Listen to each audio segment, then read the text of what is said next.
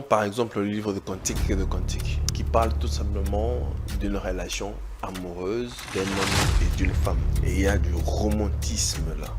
Pouvons-nous toujours attribuer Cantique comme étant la parole de Dieu? La Bible n'est pas d'abord un livre historique. La Bible n'est pas un livre bibliographique. La Bible n'est pas un livre qui parle de l'histoire d'un homme qui a connu une aventure. Déjà, les réformateurs, les pères qui ont rassemblé les livres, qui sont des livres canoniques, ont trouvé qu'il était de bonne loi d'inclure ces livres de cantiques. Mais poussé par l'esprit, je pense que c'était fait à dessein. Vous estimez vraiment que le Dieu, le créateur des cieux et des terres, Dieu tout-puissant, peut être contenu dans un livre? Non. Dans un livre de 66, dans un bouquet de 60 livres? Non. Prenons aussi le livre d'Esther. Dans le livre d'Esther, du début jusqu'à la fin, il n'est nullement mentionné le nom de Dieu là. Ça ferait toujours partie de la Bible. C'était la Bible, mais ça ferait toujours partie de la parole de Dieu. Oui. Parce que qui est cet homme de Dieu qui va pour évangéliser, qui évangélise sans pour autant prêcher, prononcer le nom de Dieu en fait? Mardochée avait dit à Esther de ne pas dévoiler son identité. Quand est-ce que dans le livre d'Esther on trouve le pentagramme? Quel est le verset de la Bible qui dit que la Bible serait la parole? Oh. Prenons le livre d'Enoch. Le livre d'Enoch fait partie de la parole de Dieu? Oui ou non? Enoch a marché avec Dieu. Le livre d'Enoch fait partie de la parole de Dieu? Oui ou non? Enoch, je vous pose. Bon, je m'avais déjà dit que je n'ai pas le droit de vous poser des questions. Sentez-vous à l'aise. Ok. On parle d'Enoch dans la parole de Dieu. Et il y a un apôtre, si je ne m'abuse, qui fait mention de lui. Enoch a marché avec Dieu. La Bible nous renseigne qu'il a marché avec Dieu. Tout homme qui a marché avec Dieu a reçu une orientation divine, a reçu des choses de la part de Dieu. La Bible dit dans Hébreux chapitre 11, c'est par la foi qu'Ibrahim a marché avec Dieu et Dieu l'ayant trouvé juste comme ça, je paraphrase, il fut enlevé. Comment vous voulez me dire qu'un homme a marché avec Dieu sans avoir reçu des orientations de sa part? Si les pères, les réformateurs qui ont eu à déclarer certains livres d'apocryphes, c'est parce que ils ont considéré que certains livres étaient d'une authenticité douteuse. Certaines personnes estiment ou bien disent que la Bible, bien la parole de Dieu, c'est l'homme de Dieu en son temps. Non, comment? La parole de Dieu, c'est Christ. Comment est-ce que dans cette même Bible que nous sommes en train de parler, la Bible qui est la parole de Dieu, dans la même Bible, dans le même livre, la résurrection de Jésus, on a 4 récits différents qui nous parlent de la résurrection de Jésus? Tu ne trouves pas que c'est un peu contradictoire? C'est pas correct. Parce que Dieu, la pensée de Dieu doit être une. La pensée de Dieu est une et transmise différemment.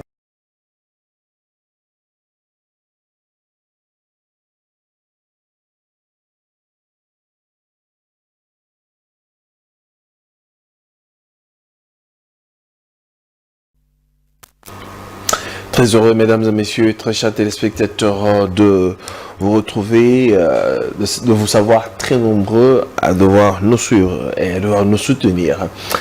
Aujourd'hui, nous allons partager un sujet qui nous laisse des points d'interrogation, où chaque personne essaye d'interpréter les choses en sa manière. Nous essayons de comprendre c'est quoi la vérité, parce que comme j'ai l'habitude de le dire, nous sommes en quête de la vérité et une manière d'éclairer les enfants de Dieu et de leur apporter la lumière, encore la parole de Dieu.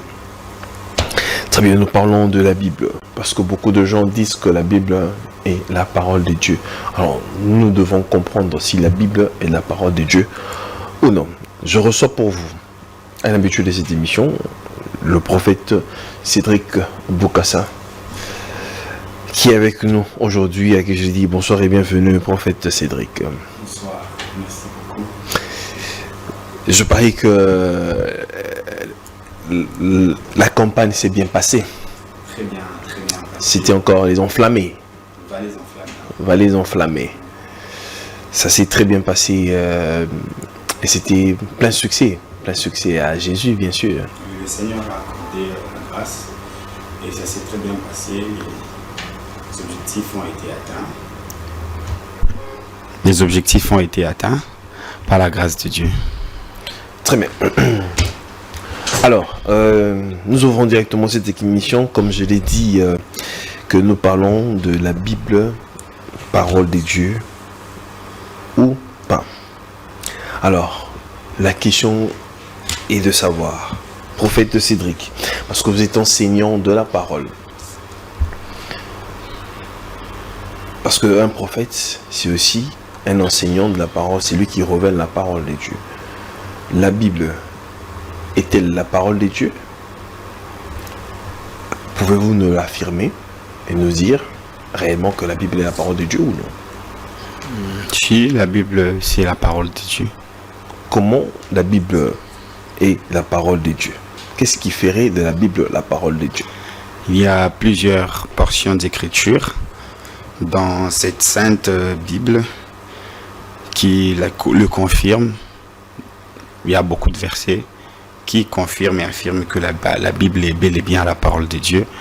Vous lisez dans Deutéronome chapitre 28, le premier verset, où le Seigneur parle aux enfants d'Israël et leur dit: si vous écoutez la parole de votre Dieu, si vous obéissez à ses commandements, en mettant en pratique tout ce que le Seigneur vous a recommandé, le Seigneur vous donnera la supériorité au-dessus de nations. Il y a plusieurs versets bibliques qui les confirment. Si la Bible est la parole de Dieu, qu'est-ce qui fait que les chrétiens sont un peu divisés aujourd'hui? Parce que cette même parole-là qui divise les gens. On ne parle pas de la division, par contre on va parler de la compréhension de plusieurs facettes. Je pense que les gens ne sont pas appelés à comprendre la Bible de la même façon. Je pense que ça devrait être admis comme ça. Et le Saint-Esprit permet à chacun de comprendre selon la grâce qui lui accorde. Parce qu'il est écrit dans 1 Corinthiens, chapitre 13, au verset 10, que nous connaissons en partie. Et le Seigneur accorde à chacun une portion de la connaissance qu'il lui donne, selon la grâce qu'il lui octroie. Un peu dans ce sens-là, mais je pense pas qu'on ne parle pas de la division, mais chacun reçoit une portion telle que Dieu le permet. Quelle différence il y a entre Bible et parole de Dieu? Et parole de Dieu, voilà. Déjà, le mot Bible n'est pas dans la Bible. Bible en grec veut dire biblios, ce qui veut dire bibliothèque. C'est un rassemblement des récits ou des écrits ou des livres qui sont considérés comme sacrés, qui ont été pendant un long moment réunis comme ça, qui regorgent en son sein des paroles venues de Dieu, inspirées aux hommes qui les ont transmises. Alors, prophète Cédric, estimez-vous vraiment que la pensée de Dieu, la parole de Dieu, bien l'évangile peut être vendu? Non, l'évangile ne peut pas être vendu. L'évangile ne peut être vendu. Elle peut pas être Mais vendue. la Bible, le livre le plus vendu au monde, à plus de 5 à 6 millions, des milliards même d'exemplaires, mais un livre commercialisé. Pouvons-nous dire vraiment et affirmer que la Bible est la parole de Dieu? La Bible reste bel et bien la parole de Dieu. Ça ne change pas. Elle reste la Comment parole de on Dieu. peut commercialiser la parole de Dieu? Je pense qu'on n'a pas commercialisé. Cela a été donné à la portée du peuple de Dieu, bien sûr. Mais je pense qu'il y a eu des maisons de production. Ce n'est pas Dieu qui a rédigé lui-même. Il a inspiré aux hommes. Au départ, c'était comme des parchemins qui ont été rassemblés. Et après, il y a eu des hommes qui les ont produits et qui ont peut-être permis que par le fait d'acheter, que cela leur permette d'avoir encore plus de moyens pour reproduire. Mais je pense que la parole de Dieu, elle n'est pas commercialisée. Elle n'a pas été commercialisée. Beaucoup, ou bien l'opinion estime que la Bible serait une culture juive. Ou à l'époque d'Esdras, quand il a constaté que en Chine, avec Confucius, avec leur doctrine et leur philosophie, prenait tellement de l'ampleur et que ça pouvait les influencer. Alors Esdras réunira en fait les sages, si je peux le dire ainsi, et ils se sont dit, alors mettons en place notre culture aussi. Et il se mit à rassembler les livres des que les autres ont pu écrire pour les mettre en place. À ce moment-là, on a eu à voir voilà, les rouleaux, ainsi de suite. Estimez-vous vraiment que les chrétiens pourraient utiliser ça comme étant la Bible alors que on dit que c'est purement la culture juive? Dans la Bible, il y a la coutume juive, il y a la culture juive, il y a des commandements, il y a des préceptes, il y a des règlements. Dieu a d'abord marché avec un peuple qu'il avait choisi. Deutéronome chapitre 32, la Bible dit Israël est la part de l'Éternel. Vous voyez, Israël est son peuple et Jacob est la part de l'Éternel. C'est d'abord son peuple sur le plan géographique. Il les a choisis, il avait tiré son dévolu sur eux.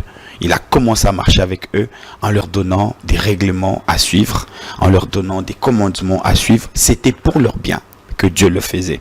Mais après, la Bible dit, il est écrit dans la parole de Dieu que par l'incrédulité des enfants d'Israël, nous avons été greffés à l'olivier. Nous qui étions l'olivier sauvage, nous avons été greffés à l'olivier naturel. C'est par leur incrédulité que Dieu s'est tourné vers nous. Comme Jean chapitre 1 dit, la parole est venue vers le sien ne l'ont pas reçue, mais à tous ceux qui l'ont reçu. Ça veut dire que c'était une opportunité que Dieu leur avait donnée en leur envoyant la parole à un moment et jusqu'à ce qu'il ait envoyé Christ lui-même et ne l'ayant pas reçu. Parce que nous l'avons reçu, nous les autres peuples, nous l'avons reçu. C'est comme ça que nous sommes devenus le peuple de Dieu. Mais au départ, c'était d'abord une affaire d'un peuple choisi par Dieu qui devait marcher avec son Dieu. Vous voyez? Et parce que ce peuple était opiniâtre, parce qu'ils se sont obstinés, ils se sont détournés de Dieu. Et le Seigneur a tendu les mains vers les autres peuples. Et c'est comme ça que les autres peuples partent vers lui. Mais Dieu n'a pas exigé aux autres peuples de croire forcément la Bible.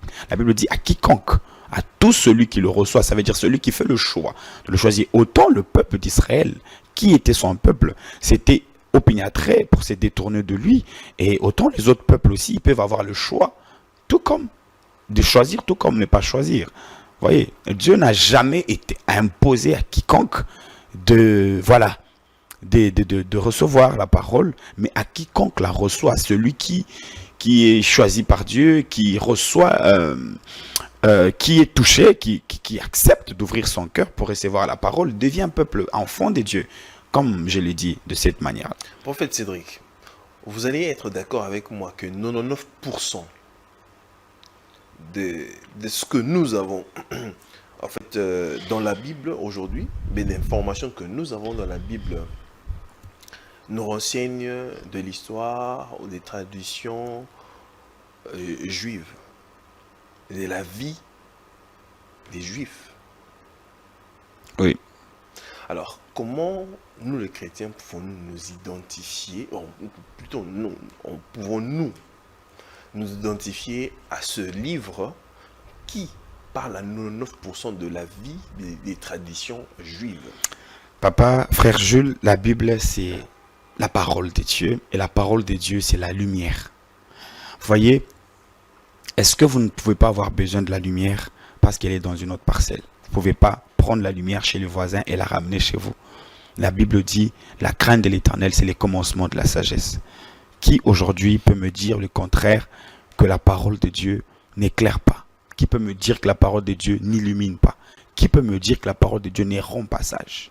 La Bible dit dans le psaume 119, au verset 9, la Bible dit comment un jeune homme rendra pur son sentier, c'est en se conformant à la parole de Dieu. Toujours dans le psaume 119, le verset 11, la Bible dit « J'ai serre ta parole dans mon cœur afin de ne pas pécher contre toi ».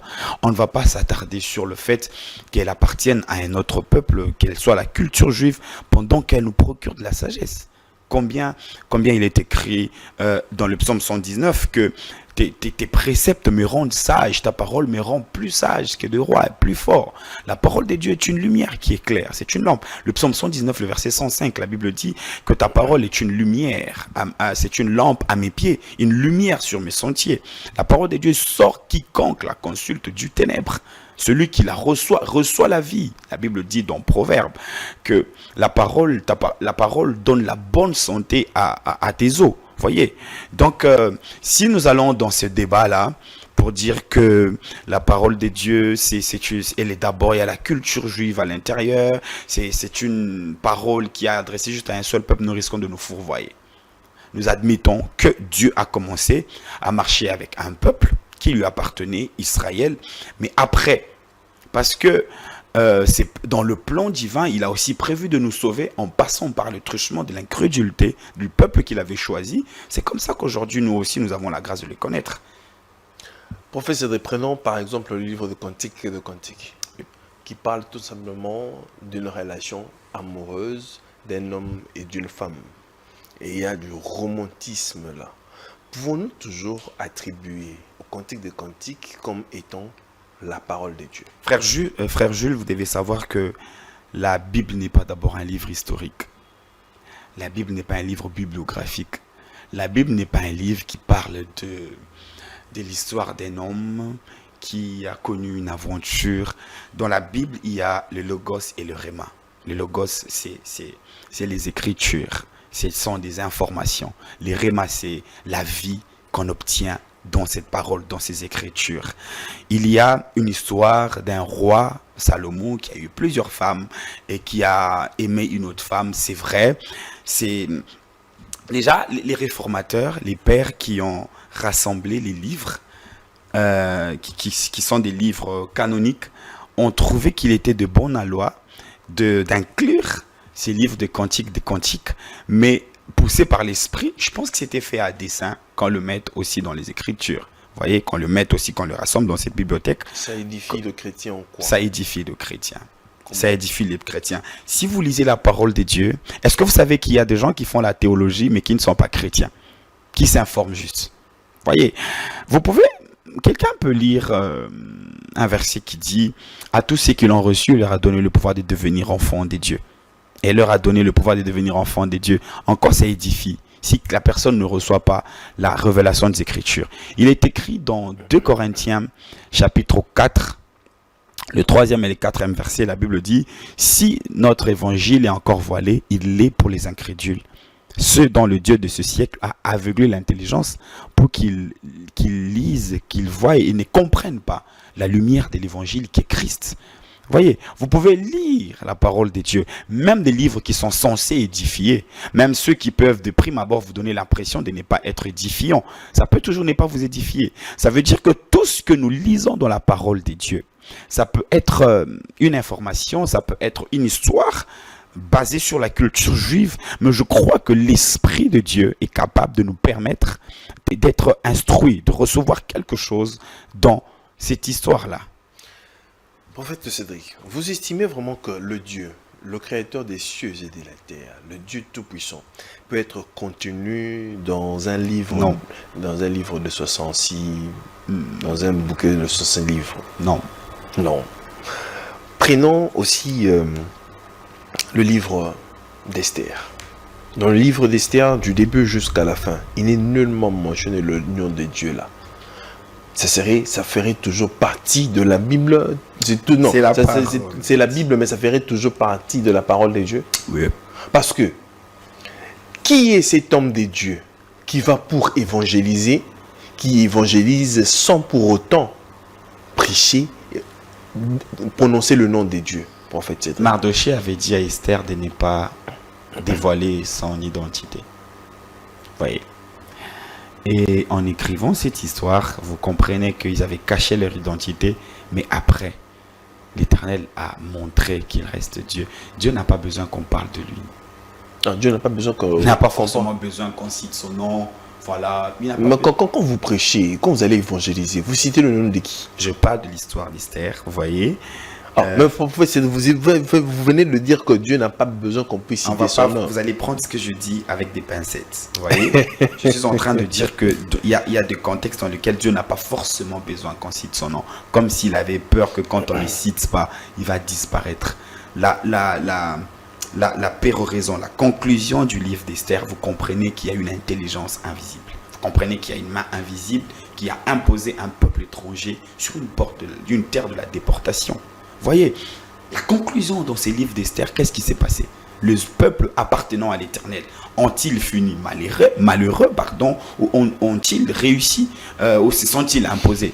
Voyez, dans la parole, dans les livres, il y a des livres dans lesquels, comme dans le livre d'Esther, qu'on ait ou citer le nom de Dieu ou pas, au finish, nous comprenons qu'il y a eu un génie, il y a une force, il y a une intelligence invisible qui a conduit le peuple qui appartiennent à ces dieux-là et qui après ont trouvé la faveur. Quand on parle d'Esther, une petite dame simple, modeste, qui finit par obtenir la faveur du roi. Qui accorde la faveur? C'est l'Éternel, le Dieu d'Israël. Et nous, peuple de Dieu, quand nous lisons, nous comprenons qu'on ait cité les noms de Dieu ou pas, nous comprenons que le seul qui accorde la faveur, c'est Dieu. L'histoire d'Esther ne parle pas de la chance. L'histoire d'Esther ne parle pas du hasard. L'histoire d'Esther parle de Dieu. Qu'on ait cité son nom ou pas, ça parle de Dieu. Et l'homme ne fait pas de faveur? L'homme ne fait pas de faveur si Dieu ne touche pas son cœur pour qu'il en fasse. L'homme ne peut pas. Comment est-ce que dans le livre d'Esther, on trouve le pentagramme? Vas-y. Oui, c'est-à-dire dans le livre d'Esther, on trouve, quand vous lisez, vous voyez, il y a beaucoup de pentagrammes. Et des pentagrammes qui sont utilisés aussi, voilà. C'était un peuple étranger qui s'est retrouvé sur c'est un peuple qui s'est retrouvé sur une terre étrangère. Ils n'étaient pas forcément... Vous voyez, le seul peuple qui a vécu à l'étranger, mais dans son coin, c'est le seul contexte. Il y a un contexte dans lequel Israël se retrouve, sur une terre étrangère, mais qui vit ailleurs. Il n'y a que en Égypte, où ils vivaient en Égypte, mais ils étaient à Goshen. Vous voyez, ils étaient à Goshen parce qu'à l'époque, Joseph y était et leur avait octroyé autant de faveurs. Ils ont demandé d'ailleurs qu'on leur donne un coin. La raison, c'est qu'ils ne peuvent pas se mélanger par rapport à la culture. Mais là, vous parlez de la déportation. Ils sont sur une terre étrangère. On leur a imposé certaines cultures étrangères, mais ils sont restés attachés à leur Dieu. Vous allez me dire que Joseph était en train de diriger l'Égypte comme ça, mais la maison dans laquelle il habitait, c'était une maison construite sous forme de maison qu'il avait laissée en Israël. Non. Vous voyez, c'était un peuple qui pouvait vivre, partager une culture étrangère, mais qui ne se mélangeait pas. Déjà, Mardochée a refusé de se prosterner devant cet homme-là. Pourquoi? Parce que dans leur culture, on ne se prosterne pas devant un homme. Vous voyez, on parle de Shadrach, Meshach, Abednego, qui ont refusé de se prosterner devant ce que le roi avait fait. C'est ça. On parle de Daniel, qui vivait à l'étranger, mais qui avait refusé de prier un autre Dieu. Ça veut dire que ce peuple, peu importe, nonobstant le fait qu'il pouvait se retrouver sur une terre étrangère, qui est de la magie, Daniel et ses 3 amis ont refusé de manger les mets du roi. Par exemple, c'était des aliments sacrés qu'on prenait dans le temple du Dieu païen, qu'on donnait aux enfants, qu'on instruisait. Et eux, dans leur culture, ils ont refusé. La fête, le peuple d'Israël, c'est un peuple qui est riche, qui a été enrichi par la parole de Dieu, qui a transcendé la dimension de simples écrits, mais qui est devenu comme une culture. Parce qu'elle était déjà donnée aux enfants dès le bas âge. Et c'était la boussole éducationnelle. Vous voyez, ils n'avaient pas cette déficience éducationnelle que certains chrétiens ont aujourd'hui, parce que eux, ils étaient bien instruits, ils étaient ancrés, fondés dans la parole de Dieu. Et c'est comme ça que quand une information est tellement bien transmise, elle devient même une culture. Cela a de l'impact. Cela a de l'impact dans la vie de ceux qui l'ont reçu. Un peu dans ce sens-là. Si la Bible est la parole de Dieu, prophète... non, dites pas si. Dites pas ce que la Bible est la parole de Dieu. Non, laissez-moi. Je ne vous le si la Bible est la parole de Dieu. Parce que la Bible est la parole de Dieu. Vous savez, moi j'ai trouvé mon avenir dans la parole de Dieu. Moïse s'est référé en quoi? Pour Abraham, voulais-je dire. Abraham a marché avec Dieu. Dieu lui a parlé. Dieu lui a parlé. Oui. Donc, ça veut dire que... Est-ce que vous savez que les apôtres ne lisaient pas la Bible? Ils n'avaient pas des Bibles comme moi j'en ai dans mon sac. Voilà. Alors comment est-ce qu'on peut dire que la Bible, ce livre-là, est la parole de Dieu? Citez-moi un seul verset qui cite les mots Bible dans la Bible. Alors moi d'ailleurs, j'ai voulu vous poser la question. Quel est le verset de la Bible qui dit que la Bible serait la parole de Dieu? Je sais que vous êtes chrétien et je vous recommande au départ d'aimer, de chérir cette sainte parole, de la lire si souvent. Elle sera une lumière, elle vous donnera la vie, elle vous orientera. La Bible, c'est un livre qui n'a pas peur de parler de la réussite. Mais vous n'estimez pas que cette Bible-là est un livre de beaucoup de controverses, prophète Cédric? Il n'y a pas de controverse. Il n'y a pas de controverse. Il y en a pas. Prenons par exemple, on prend le premier concile de Nicée, qui a eu lieu en 325. Ouais. Qui sont ceux-là? Ce sont les prêtres catholiques qui se sont réunis. Ils débattaient pour de la divinité la divinité de Christ. de Christ. Ouais. Et puis plus tard, mais ce sont toujours les catholiques qui ont canonisé, qui ont choisi les livres qui devraient figurer dans ce grand livre qu'on surnomma la Bible. Et aujourd'hui, on a un livre de 66 et d'autres ont une Bible de 81 livres, d'autres, je pense, des 77, ainsi de suite. Vous ne trouvez pas qu'il y a beaucoup de controverses? Donc l'homme s'est choisi, premièrement, de vouloir mettre des livres à sa guise. Il s'est dit, bon, je préfère mettre ce livre ici, pas l'autre. Prenons le livre d'Enoch. Le livre d'Enoch fait partie de la parole de Dieu, oui ou non? Enoch a marché avec Dieu. Le livre d'Enoch fait partie de la parole de Dieu, oui ou non? Enoch, je vous pose... Bon, je m'avais déjà dit que je n'ai pas le droit de vous poser des questions. Sentez-vous à l'aise. Ok. On parle d'Enoch dans la parole de Dieu. Et il y a un apôtre, si je ne m'abuse, qui fait mention de lui. Enoch a marché avec Dieu. La Bible nous renseigne qu'il a marché avec Dieu.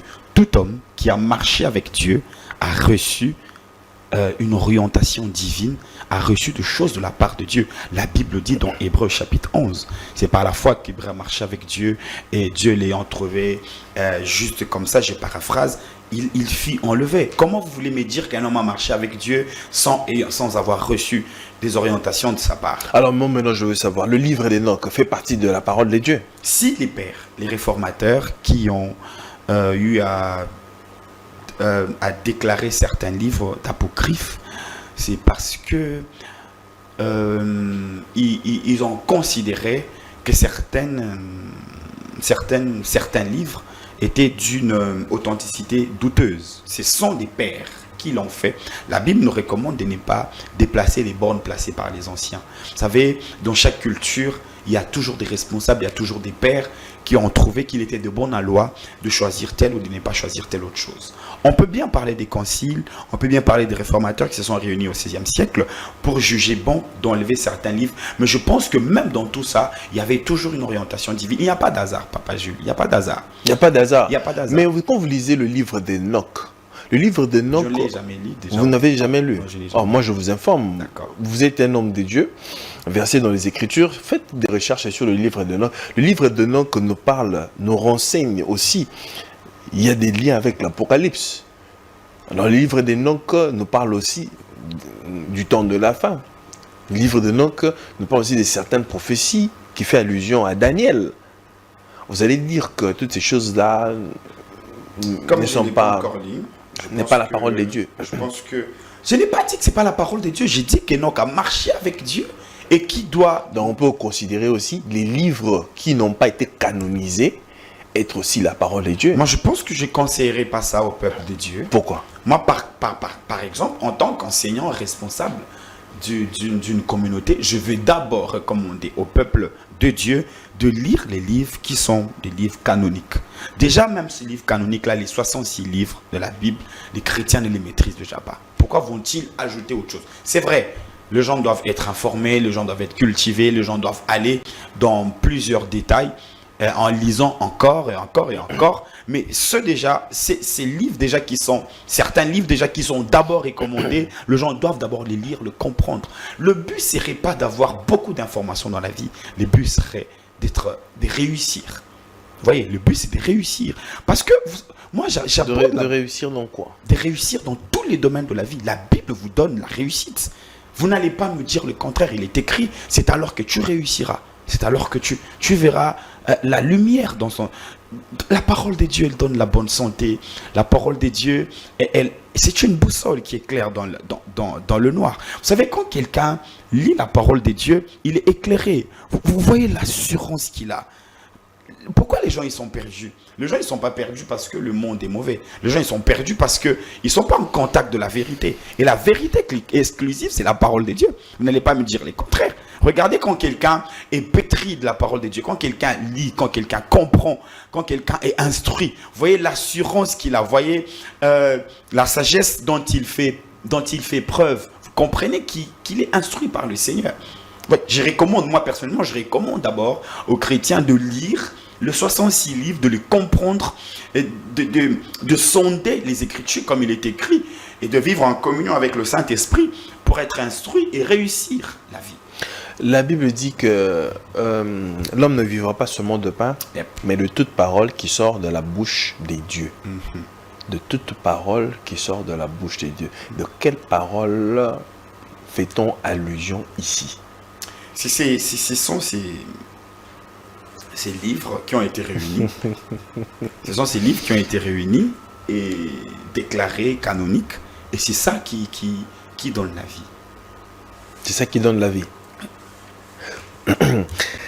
Prophète Cédric, certaines personnes estiment ou bien disent que la Bible, bien la parole de Dieu, c'est l'homme de Dieu en son temps. L'homme de Dieu en son temps. Par exemple, le prophète Cédric tel qu'il est là, Dieu l'utilise aujourd'hui, c'est lui la parole de Dieu. Non. Non, comment? La parole de Dieu, c'est Christ. Mais le prophète Cédric tel qu'il est là, il ne manifeste pas Christ. Christ habite en moi. Je ne suis pas la parole de Dieu. Comment ça? Cette affirmation, excusez-moi, mais concédez-le-moi, je veux le dire, elle ne tient pas. Elle ne tient pas. Vous ne manifestez pas Christ. Je manifeste le fruit de l'esprit, je manifeste la vie du Christ, je manifeste le don de l'esprit, mais je ne suis pas la parole de Dieu. Prophète Cédric, j'ai envie de lire un verset. Très bien. Christ, était-il la parole, oui ou non? Christ est la parole incarnée. Alors, le Seigneur Jésus-Christ était 100% homme, vrai ou faux? Ouais. Il était aussi 100% Dieu, non? 100% Dieu. Alors, c'est-à-dire qu'il était la parole.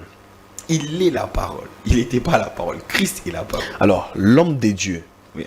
qui apporte, qui vient avec l'évangile, ne serait-il pas aussi Non. la parole de Dieu? Non. Comment? La Bible dit, Très bien. Hébreux chapitre 1, à bien de reprises et à bien de manières, Dieu a parlé autrefois à nos pères, à nos ancêtres, par les prophètes. Et maintenant, dans ce jour, qui sont les derniers, il nous parle, il nous a parlé par le Fils. Il a fait de lui l'héritier de toutes choses. Et c'est aussi par lui qu'il a créé l'univers, ses fils, et les rayonnements de la gloire de Dieu, l'expression parfaite de son être. Christ est l'expression parfaite de l'être de Dieu. Il est écrit dans Colossiens chapitre 1, si je ne m'abuse, qu'en lui habite la plénitude de la divinité. Dieu n'a pas enfoui la plénitude de la divinité en moi. Je ne peux pas être la parole de Dieu. Moi, je peux être un enseignant, je peux être L'apôtre un porteur. Paul dit ici, vous serez remplis jusqu'à la plénitude. Peu importe. Peu importe. Je peux être rempli de la plénitude de Dieu, mais je n'atteindrai jamais la perfection de Christ. Christ est parfait de A à Z, du début à la fin. La Bible dit qu'il est l'image visible du Dieu invisible. Christ est Dieu. Voyez, moi je suis un fils de Dieu. Je suis un fils de Dieu, mais Christ est Dieu lui-même. C'est l'image visible. Mais professeur, c'est comme si vous ignorez, vous venez des mêmes sources que Dieu. Ouais, Si la vous êtes Bible dans- dit dans Actes des Apôtres, l'apôtre Paul dit, de lui nous sommes la race. Vous voyez, de lui nous sommes la race. Je vais parler de la divinité du Christ. Déjà, je peux le prouver à tous les niveaux, que moi je peux incarner toutes les valeurs du royaume, mais je ne serai pas la parole de Dieu. Je peux manifester la parole d'ailleurs. Par la grâce de Dieu, j'ai vu le miracle dans mon ministère. Je vois des choses que Dieu fait. La Bible, elle m'ouvre. La parole de Dieu, elle m'éclaire, elle m'illumine, elle m'ouvre les portes. Mais je reste un homme imparfait. Tout homme a été imparfait. Tout celui qui a prêché Christ, tout celui prophète du début à la fin, tous ils étaient imparfaits. Il n'y a que Christ qui est le seul qui est parfait. Les gens devaient croire en Moïse pour être sauvés, n'est-ce pas, non? Non, Non, comment? on ne peut pas. Moïse n'a pas Pour sortir le peuple d'Israël, croire à la parole que Moïse a annoncée. non. Il fallait que les gens croient en Moïse, que Moïse était un envoyé de Dieu. Oui, Ah ouais, la Il Bible fallait- dit dans Hébreux chapitre 4, Dieu dit, s'ils ne croient pas au premier signe, ils croiront au deuxième signe. Moïse venait amener un peuple pour l'apporter quelque part. D'ailleurs, il est resté dans le désert. Si le peuple croyait en Moïse, il serait resté avec lui dans le Donc désert. ça veut dire que pour voir Dieu, il faut croire en l'homme, non? L'homme est l'incarnation de la parole. Excusez-moi, 2 Chroniques chapitre 20, le verset 20, la Bible dit, croyez en l'Éternel, vous serez affermis, et en ses serviteurs, le prophète, vous réussirez. Voilà, c'est-à-dire que il faut croire en l'homme. Croire en l'homme, il faudrait le prendre pas dans le sens strict. Vous voyez, Pourquoi pas le prendre je suis dans dans le le sens réseau, strict? je suis dans le réseau, je me réserve de faire des affirmations incendiaires. Vous voyez, je peux pas dire de croire en l'homme. On peut faire confiance en son pasteur. On peut croire à la Non, pas- parole qu'il enseigne, mais on ne peut pas croire en son pasteur.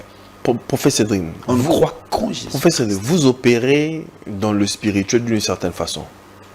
L'onction que vous avez est différente de l'onction que votre brebis a dans l'église. Vous êtes d'accord avec moi? J'ai été mandaté par Dieu. L'onction que vous avez est différente de l'onction que la brebis a dans l'église. Certainement. Pourquoi? Parce que vous avez une mission beaucoup plus grandiose que la brebis. Yeah. Mais, quand par exemple la brebis vient auprès de vous, qui a besoin d'une guérison, vous avez certaines assurances et vous savez comment Dieu marche avec vous. La personne ne voit pas, la personne est désespérée. La personne doit croire que le Dieu qui est en vous. Donc, c'est-à-dire que, J'aime la nuance. oui, la personne doit d'abord, il ne voit pas Dieu. Vous faites, vous prenez la place des dieux en quelque sorte. Je suis l'instrument. de- Non, l'instrument, oui, certes. Dieu n'a que des mains que nos mains. Dieu n'a que de bouches nos bouches. La C'est-à-dire Bible que vous êtes Dieu et on doit croire en vous pour être sauvé. La Bible dit dans 2 Corinthiens chapitre 5, je crois que ça doit être le 19e verset ou le 20e verset. La Bible dit, sur terre, nous jouons le rôle d'ambassadeur pour Christ. Je suis un ambassadeur, je représente Christ. Mais pour être sauvé, il faut croire. J'annonce que Christ va te sauver. Si la personne croit au message, elle est sauvée. Professeur Cédric, vous savez que pour arriver à croire en ce que vous me dites, je dois d'abord croire en vous. Il y a la Que Bible- ce que vous me dites est vrai. Oui. C'est un jeu de mots, vous voyez. C'est un jeu de mots, Donc c'est une réalité, professeur Cédric. c'est beaucoup de détails. On va aller dans plusieurs prismes par rapport à la confiance qu'il faut faire en l'homme de Dieu, par rapport à la foi qu'on place en Christ. Déjà au départ, si vous ne faites pas confiance à celui qui vous prêche, l'onction qui est sur lui n'opère pas dans votre vie. Donc ça veut dire qu'il faut croire en la personne. Oui, mais maintenant le problème c'est quoi? Jean-Baptiste dit que j'ai diminue et que lui croisse. Moi je ne peux pas me présenter pour qu'on croie en moi. Je ne peux pas. Je ne peux pas permettre ça. D'ailleurs moi je ne me gêne pas de dire aux gens que je suis imparfait. Voyez, je peux bien. Vous savez, le Seigneur nous utilise dans le miracle, la guérison. On prie pour des fous qui guérissent. J'ai déjà connu la résurrection de mort. J'ai vu beaucoup de miracles dans mon ministère. Mais nonobstant cela, j'aime bien que le peuple de Dieu sache que je suis imparfait. Et je garderai toujours mon humanité. Mais le seul en qui il faut croire, c'est Jésus-Christ. Le peuple de Dieu doit faire confiance au oint que Dieu a placé. Mais croire au Christ que j'enseigne. Et je dois enseigner Jésus jusqu'à ce que le peuple croira en lui, jusqu'à ce que le peuple connaîtront, ils mettront tellement la confiance, et quand ils verront ce que Christ fait par moi, ils peuvent dire oui, il représente Jésus, mais je ne peux pas être Christ. Professeur Cédric, vous croyez, vous savez que on ne pouvait pas, à cette époque-là, pour entrer dans l'arche, il fallait croire en Noé. Au message de Noé. Il Nous fallait sommes croire des en messagers. Noé. Il fallait croire en Noé. Non. Que c'est que Noé dit. Frère Jules, nous sommes de messagers. Prenons un autre exemple. Ce sera beaucoup plus simple. La sentinelle. On croit en ce que la sentinelle dit ou bien on croit en la Moi, je sentinelle. pense On que... croit en la sentinelle ou on sait qu'il dit. Je pense que le débat que nous sommes, là où nous sommes en train de nous entre-déchirer en ce moment-là, c'est que nous devons prendre les messagers de Dieu comme des instruments. Je reste un instrument de Dieu.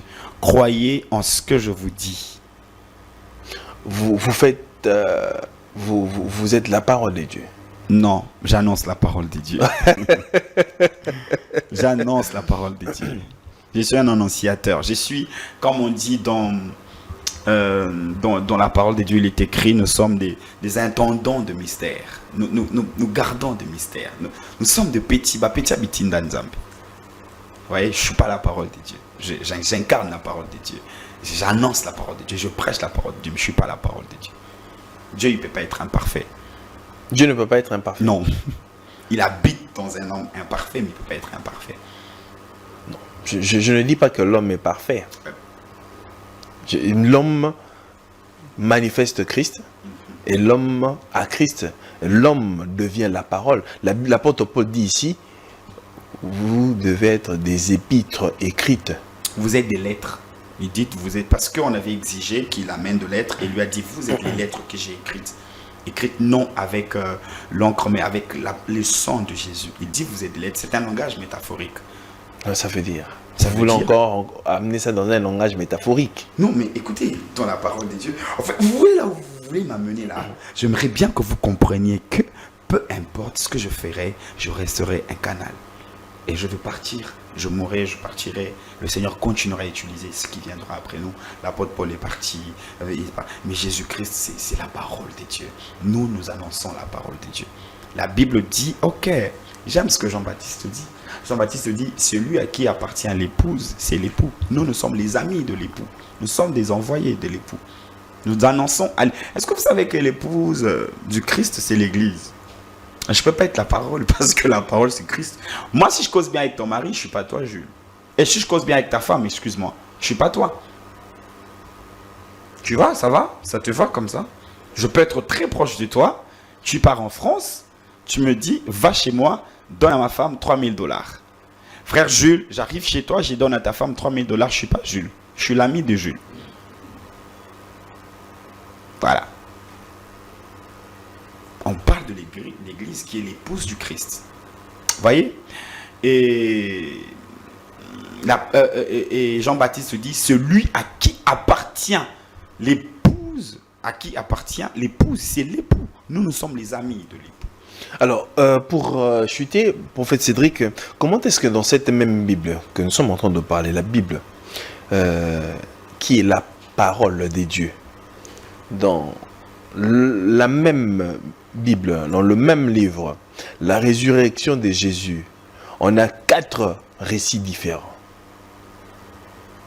4 récits différents qui nous parlent de la résurrection de Jésus. On ne trouve pas que c'est un peu contradictoire? C'est pas contradictoire. Parce que Dieu, la pensée de Dieu doit être une. La pensée de Dieu est une et transmise différemment par plusieurs Comment personnes. ça? C'est-à-dire que vous allez me dire que, par exemple, prenons l'enlèvement. L'enlèvement doit être apporté différemment d'une personne à une autre, que nous irons au ciel. Et qu'il y aura un enlèvement, voilà, les morts en Christ ressusciteront, ça doit être encore pris de manière différente. La parole de Dieu... Non, vous avez... Pourquoi je suis en train de rire? Parce que nous, les chrétiens, quand nous arrêterons d'atermoyer, de tergiverser autour de la transmission de certaines vérités, cela nous permettra d'être des chrétiens forts. Mais si nous sommes encore en train de débattre sur la véracité, l'authenticité, sur les différentes versions de Saintes Écritures, ça ne nous amène nulle part. Vous voyez, l'évangile, quand on dit l'évangile de Jésus-Christ, c'est lent. Ça veut dire que par rapport à la compréhension, tu vois, tu connais l'un de tes frères, Bems. Tu le connais, je le connais. Si aujourd'hui il n'est plus, tu ne parleras pas de lui comme moi je parlerai de lui. Jean ne parle pas de Christ de la même manière que Matthieu, de la même manière que Marc. Ils parlent tous de Christ pour nous amener vers le salut. Mais c'est lent. Quand on dit c'est lent, c'est par rapport à la révélation que le Saint-Esprit a donné à Bems, a donné à Jules, a donné à Cédric. Le Saint-Esprit de Dieu vient, il habite en nous et nous permet d'aborder le canal selon la direction que nous avons. La Bible dit dans 1 Corinthiens, à chacun la grâce est donnée pour l'utilité commune. Voyez, à chacun la grâce est donnée selon la mesure de la faveur que Dieu nous accorde. Le peuple de Dieu doit savoir que si Matthieu parle de 2, Luc parle de 1, ce sont des hommes qui ont transmis selon la compréhension qu'ils avaient. La Bible n'est pas La compréhension qu'ils avaient. Mais qui reste authentique. Qui n'a aucun reste soubassement, authentique. qui n'a aucun soubassement spirituel. Si. Vous venez de dire. Ils ont parlé de la part. Vous venez de dire tout à l'heure là que. Ils ont parlé c'était de la par part des rapport- dieux selon leur compréhension. Selon leur compréhension. Si par exemple le Saint-Esprit doit venir révéler par rapport à la nouvelle naissance, il y a une voie à suivre par rapport à la nouvelle naissance, Ouais, non? mais nous en sommes- On doit commencer par la justification, la sanctification, Il y a- aller jusqu'au baptême du Saint-Esprit. Matthieu n'a pas dit le contraire. Luc n'a pas dit le contraire. Mais pourquoi Voyez, les récits sont différents? les faits qui ont été relatés de manière différente. Accident et salimine à 9h. Non, il y a un accident et salimine à 10h. Moutoum sol accident et salimine à 20h. Accident et salimite et salimite. Là, ce sont des faits humains. Je Ça, parle c'est des l'humain. hommes qui ont marché avec Christ et qui ont parlé de Christ selon la grâce que Dieu leur avait faite. Je vous donne un fait réel. Il y a eu accident sur le boulevard. J'arrive, je vous dis, il y a eu accident à 9h juste. Moi, j'apprends qu'il y a eu accident à 10h juste. Je transmets qu'il y a eu accident à 16h. Peu importe, il y a eu accident ou pas. Il y a eu accident. Jésus-Christ est le chemin qui mène au Père ou pas. C'est le chemin. Jésus-Christ est la vérité, la vie ou pas. Il l'est. Jésus-Christ sauve ou pas. Il sauve. Matthieu peut le dire, Jean peut le dire. Et d'ailleurs, Dieu l'a fait comme ça à dessein pour permettre à chacun de le transmettre selon la grâce qu'il lui accorde. Vous voyez? Mais dans tout ça, la Bible, elle a la clé de la vie. Le salut est dans la parole de Dieu. Professeur, nous chutons par ici. On va Il chuter, y a on le- va revenir plusieurs fois jusqu'à ce que vous verrez les choses comme moi.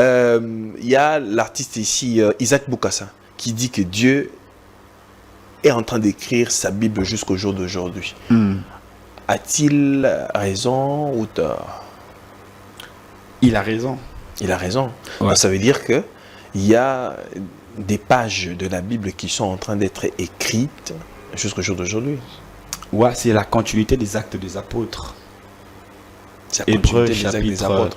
Hébreux chapitre 13, le verset 8, la Bible dit Jésus-Christ est le même hier, aujourd'hui, éternellement. Parce qu'il est le même encore aujourd'hui, ça veut dire que nous devons le manifester. Et ce que nous faisons est attribué à Christ. Donc, si un homme de Dieu venait aujourd'hui, dit par exemple par inspiration divine que désormais les hommes laissent leurs cheveux, c'est la volonté de Dieu, on prendrait. Je pense Qui qu'il n'y a laisse- pas. Je pense que quand Isaac dit ça, il n'a pas dit qu'on doit prendre cette bibliothèque-là qu'on appelle Bible, ajouter certains versets ou certains livres. Il parle de la continuité de l'action du Saint-Esprit. Ce que le Saint-Esprit fait encore dans cette génération est similaire à ce qu'il a fait avec les apôtres. Il parle de la continuité de l'œuvre de l'Esprit. Très Et bien. il parle de la continuité de l'œuvre de l'Esprit, mais ma vie en ce moment, parce que cela a été prouvé ainsi, ça veut dire que le Saint-Esprit continue à agir encore. Jésus-Christ a dit, je serai avec vous tous les jours. De la même manière, il est avec Pierre, il est avec moi. Et ce qu'il avait fait avec les autres, il continue à le faire avec moi. C'est dans ce sens-là que notre merveilleux frère l'a dit. Pourquoi est-ce que moi et toi, quand on va au salon de coiffure, on fait de quoi? C'est le Alors style. que la Bible elle l'interdit. C'est le- Ne sommes-nous pas en train d'enfreindre la parole de Dieu? La Bible dit que Christ est venu pour accomplir la loi. Christ est l'accomplissement parfait de la loi. Vous voyez, c'est ce que Jésus-Christ est, l'obéissance totale. Il est la perfection. Et parce qu'il a accompli cette loi-là, cette loi que le Seigneur avait recommandée comme certains préceptes aux enfants de Dieu, qu'en lui, Dieu nous agrée. Vous voyez, nous ne sommes pas sauvés par les œuvres. Nous sommes sauvés par la foi. Nous sommes sauvés par la foi. En recevant Jésus-Christ, nous recevons la justification, nous recevons la sanctification. La Bible dit dans 1 Corinthiens chapitre 1, le verset 31, il dit, par lui, nous sommes pour Dieu. Excusez-moi, je vais paragraphe ça. La Bible dit, il est devenu pour nous justice, sagesse, sanctification pour Dieu. Il est devenu pour nous. Et la Bible dit encore qu'il présentera l'Église sans tache ni ride. Vous voyez, toutes ces choses-là. Et Dieu avait recommandé certaines choses aux enfants d'Israël. Et Christ est venu pour les actes, pour être l'accomplissement total. Et parce que nous sommes en Christ, Dieu nous considère comme un peuple parfait. Vous savez, il est écrit dans 1 Pierre chapitre 2, le verset 9. Vous, au contraire, vous êtes une race élue. Vous êtes un peuple choisi. Vous êtes un sacerdoce royal. Vous êtes une nation sainte. Ça veut dire qu'en Christ, Dieu nous considère comme ça. Merci beaucoup, prophète Cédric Boukassa. Merci, bien-aimé. Merci de votre merci de votre temps. Merci, malgré vos occupations, vous avez quand même tâché de répondre à notre invitation. Comme une grâce que vous me faites de venir de partager avec le peuple de Dieu. Merci beaucoup en tout cas. Et autant que le Seigneur nous garde et que le Seigneur ne revient pas encore, on aura encore tant de numéros d'apporter la parole de Dieu. Il allait poser des questions sur la dîme, sur les offrandes. Gloire au Seigneur. Merci beaucoup, prophète Cédric. Mesdames et messieurs, c'est ici que nous mettons terme à cette émission. Merci à la grande équipe de Congo Buzz Télévision. Je vois Christian, je vois Grâce, je vois Bestel. En tout cas, pour le reste, portez-vous bien. Que la paix soit avec vous et que Dieu vous bénisse. Au revoir.